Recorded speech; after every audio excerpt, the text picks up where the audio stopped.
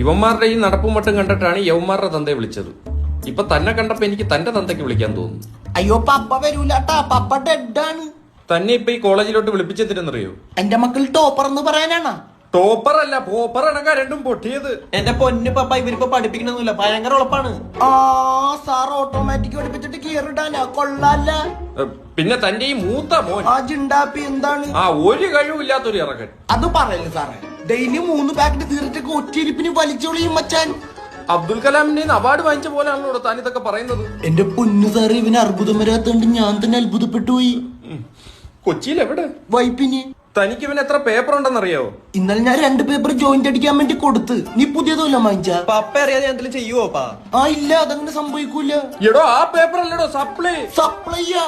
എന്റെ പൊന്നു സാറേ, ഇവന്റെ ഞാൻ പറഞ്ഞാണ് ഇവിടെ ഞാൻ സപ്ലൈ ചെയ്തോളാന്ന്. ഞാൻ അറിയാണ്ട് ഇവിടെ നീ സപ്ലൈ ചെയ്താ എത്ര കിലോ വേണ്ടി വരും സാറിന്? മച്ചാനെ, ഞാൻ ഇവരുടെ കഞ്ചാവ് എവിടുന്ന് ഉത്ഭവിക്കുന്നതെന്ന് അറിയാനായിട്ട് വിളിച്ചു വരുത്തിയത് ഇപ്പൊ മനസ്സിലായി. എന്നാ മച്ചാനെ നമുക്ക് മഷ്റൂം എടുക്കാം, അത് ലീഗലാണ്.